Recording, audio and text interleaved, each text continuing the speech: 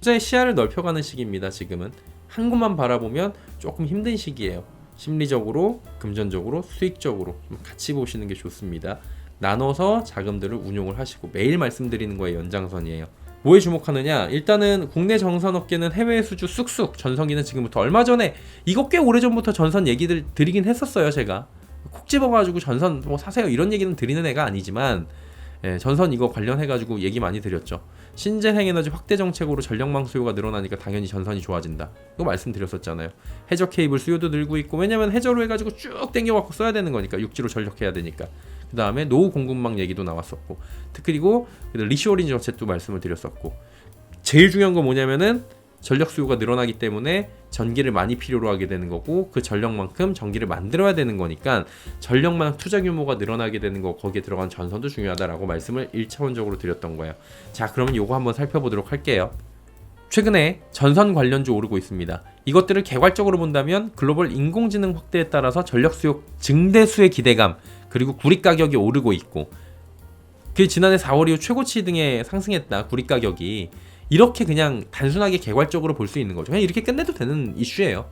근데 조금 더 이제 디테일하게 매일 잡아드리고 있었는데, 조금 더 확장을 시켜볼게요. 이거를 산업적인 측면에서 뜯어보고 투자의 기회로 만들어야 되는 거죠. 원격 근무, 스트리밍 서비스, 온라인 쇼핑, 예전에 5G 관련해가지고 얘네들이 늘어나고, 그 다음에 스마트폰이 고급화가 되고, 그 다음에 용량이 늘어나면서 반도체 수요가 늘어나면서 그때 올라갔던 적이 있잖아요. 왜요? 예전을 한번 기억을 해보세요. 유튜브가 활성화될 거다라고 하면서 유튜브를 그냥 아무 데서나 봐야 되니까 3G로는 힘드니까 4G, 5G가 그때부터 뜬 거잖아요. 그리고 통신 전력주가 막 올라갔었잖아요. 그때 당시에. 그리고 얘네들이 저장 용량이 커져야 되냐, 왜냐면 사질이 고화질이 되잖아요. 막 사진 안에 10메가잖아요. 그러니까 핸드폰에 들어가는 이 고용량의 메모리가 떠가지고 걔네들 수요가 늘어나니까 반도체 관련주들, 그리고 그 관련 그 소부장들이 올라갔었잖아요. 기억나시죠? 비슷한 거예요. 그러니까 항상 주식시장은 역사적으로 이렇게 돌고 돕니다. 어떤 종목과 어떤 업종이 도는지, 그럼 산업의 구조를 보셔야 된다는 거예요. 이번엔 뭐예요? 원격 근무, 스트리밍 서비스, 온라인 쇼핑, 데이터 센터가 폭발적으로 늘어나고 있어요. 최근에 인공지능 열풍이에요. 데이터 건립 너도 나도 하고 있어요. 왜냐면 미국 가면 막 구글, 유튜브 그거 데이터 센터 어마어마하다 그러잖아요. 거기다 미국 정부는 지금 뭐 하고 있습니까? 리쇼어링, 해외 진출의 기업을 국내에 복귀시키는 거예요. 이 정책에 따라서 제조업 공장 설립 증가도 늘어나고 있고요. 이거는 전력 수요 증가를 가속하는 주된 요인입니다. 여기다가 전기차 보급 확대가 되고 있죠. 석유, 가스 보일러가 전기를 사용하는 히트펌프 보일러로 대체되는 것도 전력 수요 증가를 높이는 요인으로 설명이 되고 있다. 그러면은 죄송합니다. 이것들을 조금 더 세분화돼서 살펴보도록 하겠습니다. 첫 번째, 인프라 구축 측면이에요. 미국은 닷컴 버블 이후에 20년 넘게 통신 장비 투자가 없었어요. 지금 부재했습니다. 최근에 근데 리쇼어링 하니까 기업들이 들어오잖아요. 그러면은 들어오면은 뭘 만들어야 돼요? 공장 짓죠. 공장 지으면 뭐가 필요해요? 전력이 필요하죠. 근데 주로 텍사스로 지금 모이고 있다라는 거죠. 그래갖고 이 지역을 중심으로 해갖고 대규모 인프라 투자가 늘어나고 있는 겁니다. 그러면은 교환 주기를 고려해 볼 필요가 있다라는 거예요. 미국 전기 인프라 전선 변압기 이런 것들의 수명이 통상 35년 정도 잡더라고요. 과거에 이제 닷컴 버블 이후에 설치가 거의 없었기 때문에 지금 25년가량 지난 상황이에요. 노후화된 장비 교체 시점이 지금 이게 무조건 35년이라고 해가지고 35년에 끝나는 게 저 빨리 끝나는 것도 있고 빨리 한 것도 있고 그 다음에 그 뒤에 하는 것도 있죠.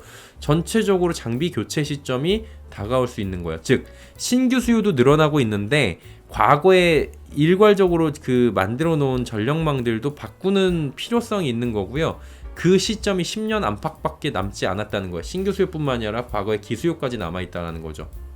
그래서 미국의 경우에는 신규 공장이 건설된다고 했잖아요. 지금 이 건설되는 지역은 전력 인프라 설치가 필수적인데 없으면 못 돌립니다. 이거 우리랑 전력 구조가 좀 달라요. 얘네들은 민간에서 이거 할 거예요 아마도.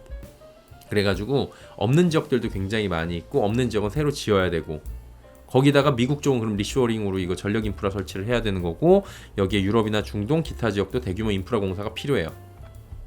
이런 인프라 측면이 있는 거고요. 두 번째는 전력기기의 수요 측면인 건데, 글로벌 전력 수요가 매년 3.4% 늘고 있다가 이 기사에도 나오잖아요.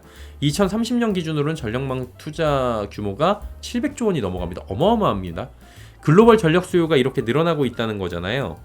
예컨대 이제 텍사스나 특정 지역에 건설되는 공장이 있다고 말씀드렸죠. 그러면은 전력 수요뿐만 아니라 현재 사용되고 있는 그리고 앞으로 사용될 전자기기들의 전력 소모는 상당히 클 수밖에 없다라는 거죠.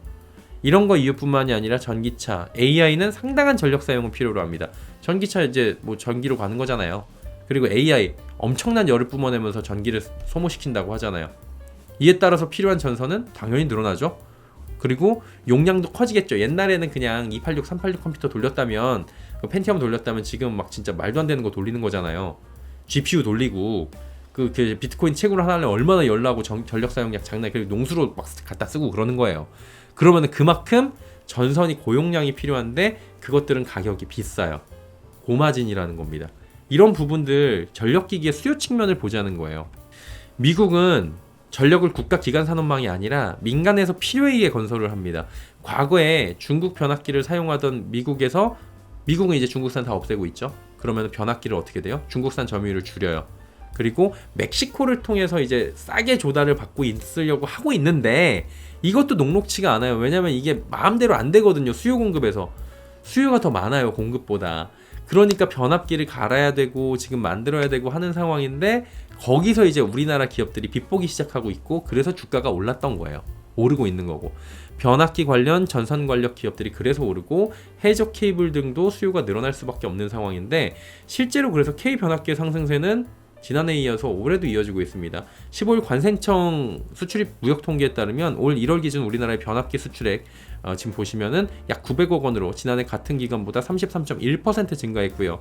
2년 전과 비교했을 땐 4배가량이 지금 증가했습니다. 이건 수치로 이렇게 관세청 수출입 무역 통계를 통해서 나오고 있는 거죠. 그럼 뭐예요? 앞으로를 봐야 되잖아. 우리는 이거 기반형 된 거니까. 앞으로는 어떻게 돼요? AI하고 전기차가 엄청난 전력 수요를 가져올 것이다. 이것까지 예상을 해보는 거예요. 전기를 필요로 하는 공장도 짓고 있고 유럽 쪽이나 이런 중동 쪽도 필요한데 전기차가 전 세계적으로 들어가고 AI도 지금 계속 만들고 있고 전 세계가 AI 한다고 데이터 센터 만들고 있잖아요. 그러면 전력 수요가 계속 필요하다는 거예요.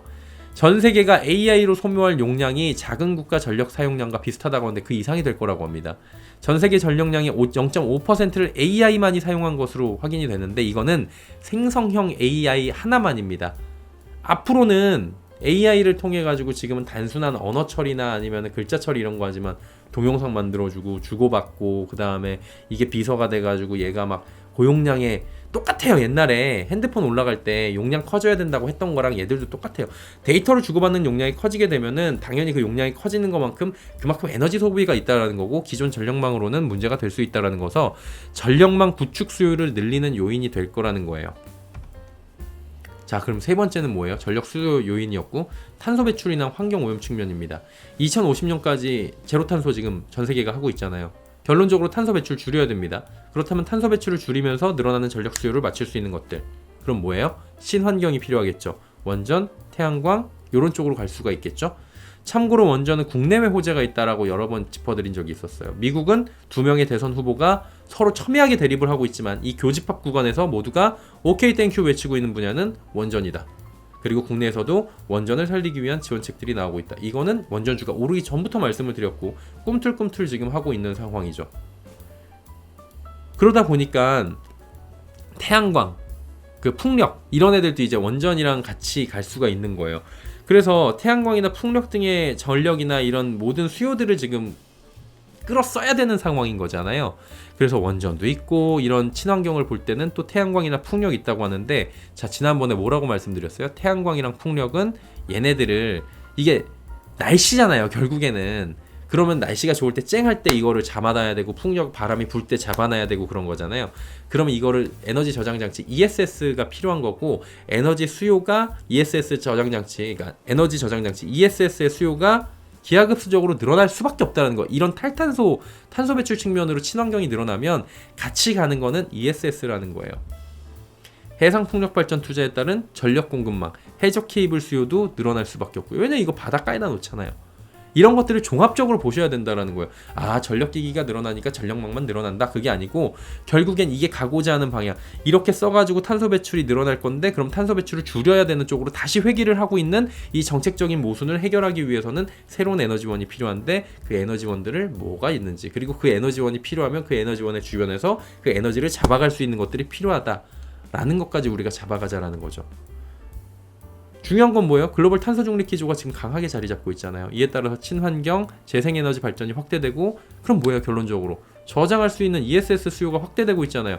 이거 SNE 리서치 보니까 올 들어 ESS 2차 전지 ESS 시장 규모가 235기가와트십니다. 27% 증가했고요. 전년 동기 대비해서. ESS 시장은 연평균 11% 성장세입니다. 2035년도에는 지금 618기가와트시까지 늘어나고요. 금액 환산하면 106조 원입니다. 어마어마한 시장입니다. 근데 이 시장 누가 잡고 있어요? 배터리 3사가 또 이제 잡으려고 공략하고 있습니다. 인터배터리에서 배터리 3사는 ESS 제품, 특히나 이게 안전성이나 이런 거하고 직결이 되는데 그것까지 잡아가고 있는 기술력을 정리했어요. 그래서 인터배터리에서 제가 갔다 오면서 3사가 ESS가 모두 있더라 라고 말씀을 드린 게 이런 부분이랑 또 일맥상통하는 거예요. 전기차 배터리만 만들어서는 지금 안 되는 상황이 될 수도 있다라는 거죠. 계속 그 시장이 커지면 차세대 것도 만들어야 되고 플랜 B도 만들어야 되는데 ESS가 있다라고 말씀을 드리는 거예요. 결론적으로는 뭐예요? 이런 전력 수요 증가에 따른 전선이나 매출 증가를 1차적으로 볼 수가 있거든요. 이것들이 만들어낼 수 있는 산업의 확장 유니버스를 보시라는 거예요. 확장판을.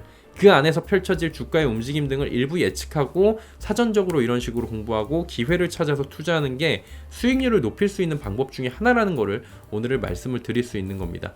자, 그래서 어떤 종목을 말씀드리지 않았어요. 지금 이런 산업에 보시고 여기서 이런 게 뭐가 있을까라고 이건 직접 공부를 해보시면서 좀 그렇게 공부하시는 게 더 디테일하게 들어가고 종목에 대한 이해가 쉬워집니다.